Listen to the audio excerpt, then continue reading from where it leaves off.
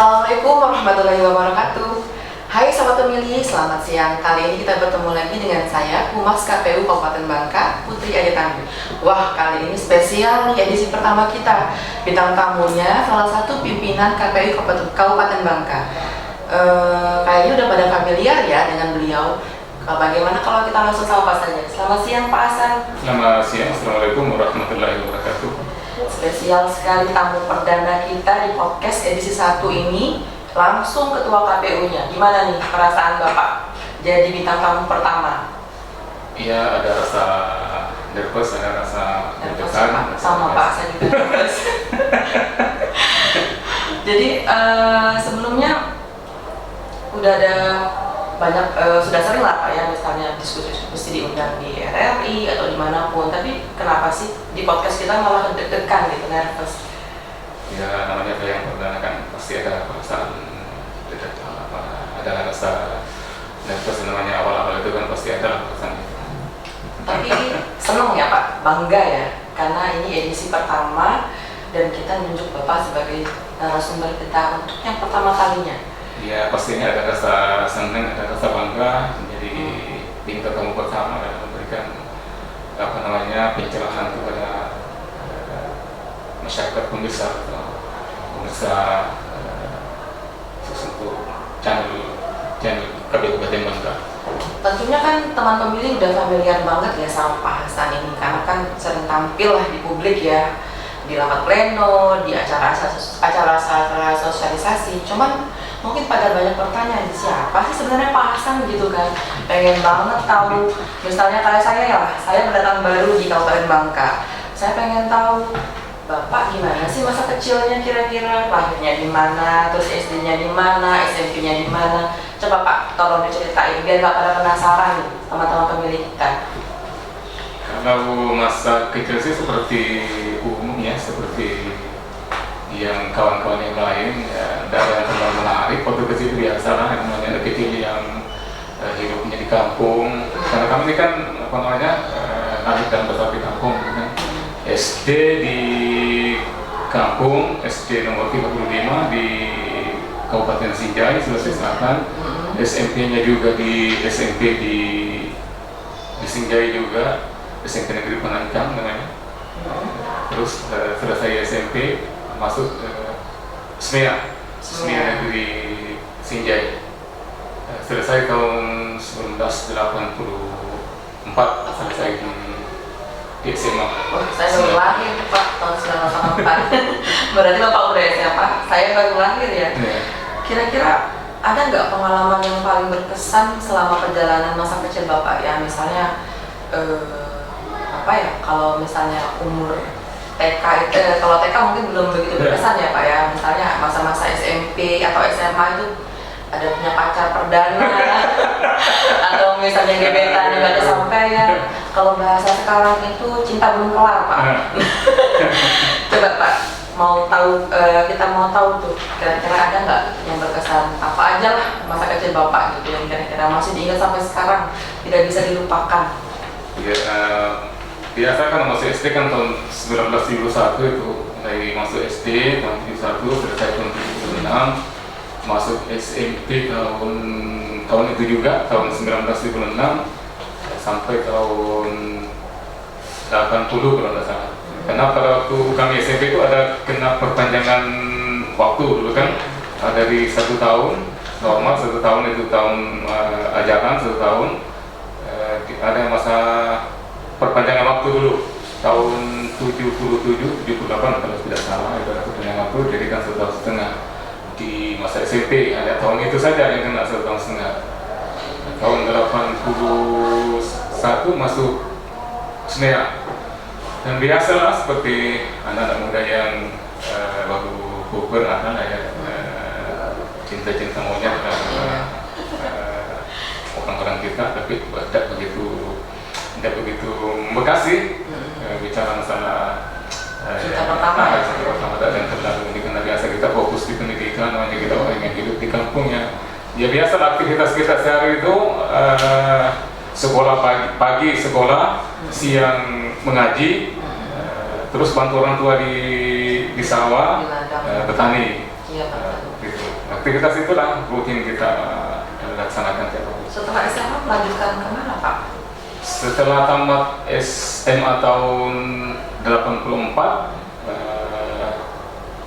daftar IKIP negeri Ujung Pandang waktu itu belum teruskan kan Makassar, Universitas Negeri Makassar kalau dulu masih IKIP.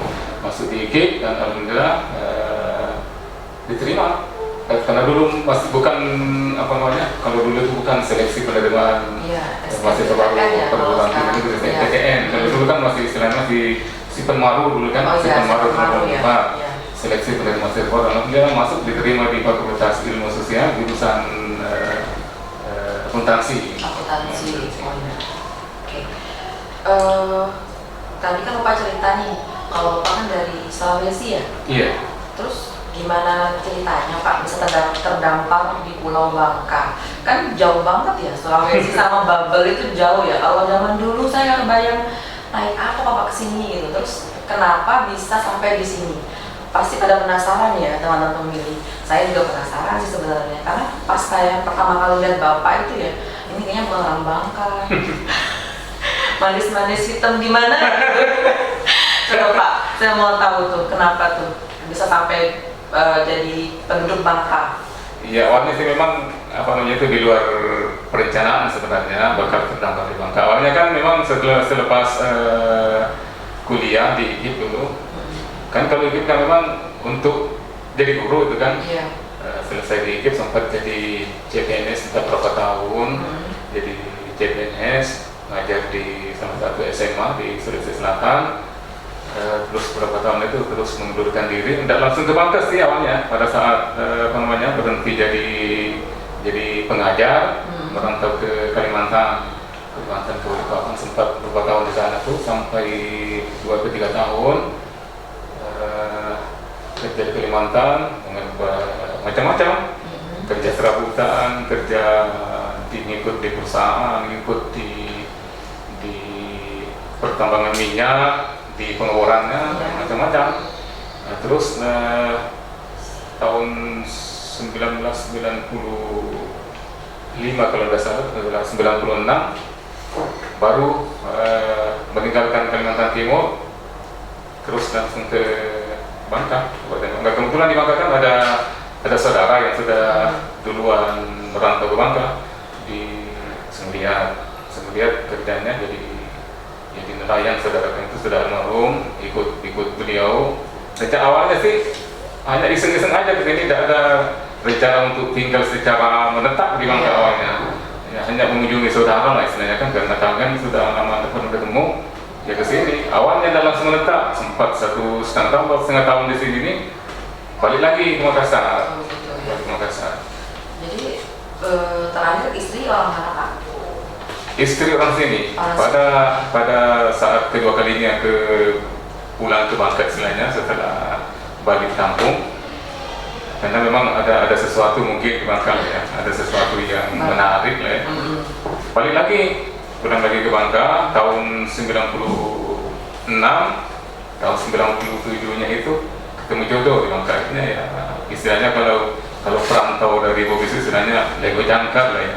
Lego jangkar di Sengliat di Bangka ya, tetap sampai sekarang. Berarti tersangkut di sini lah ya Pak ya. Tersangkut. Kira-kira betah ya Pak ya di Bangka ya? Betah ya? Ya betah lah dari tahun 95 sampai sekarang enggak. Ada keinginan untuk kembali menghabiskan masa tua. Biasanya kan kalau orang-orang yang merantau jauh, dia pengen kembali menua lah di kampung halaman. Ada nggak Pak kayak gitu? Ya kalau ditanya itu perasaan setiap orang itu pasti ada lah ya, karena ada peribahasa mengatakan bahwa hujan emas di negeri orang, hujan batu di negeri sendiri jauh lebih bagus di negeri sendiri. Tapi ya kalau memang sudah setelah itu sudah di Bangka ini sudah menarik lah istilahnya tinggal di Bangka ini. Ya mungkin ya kan dari kampung juga orang tua sudah dua-duanya sudah almarhum. Mungkin ya tetap di Bangka. Oke. Jadi perjalanan karir nih Pak, tapi ditahan dulu ya Pak ya, biar pada penasaran. Kan pada bertanya tuh, kita kasih clue dulu deh sama teman pemilih. kenapa sih Bapak akhirnya dengan perjalanan karir yang tadi katanya sempat jadi nelayan, terus jadi pengajak, finishnya jadi anggota KPU, sekarang jadi ketua KPU ya, itu kan gak nyambung ya, gimana ceritanya nanti pada penasaran. Stop dulu Pak, ditahan dulu, sabar dulu ya Pak ya. Nanti kita ketemu lagi dalam pemilih di session 2, kita akan bahas habis tuntas tentang perjalanan karir Pak Hasan, kenapa sih beliau memilih KPU untuk berkarir hingga saat ini. Oke, session terus ya, jangan lupa tetap di podcast KPU Kabupaten Bangka. Oke.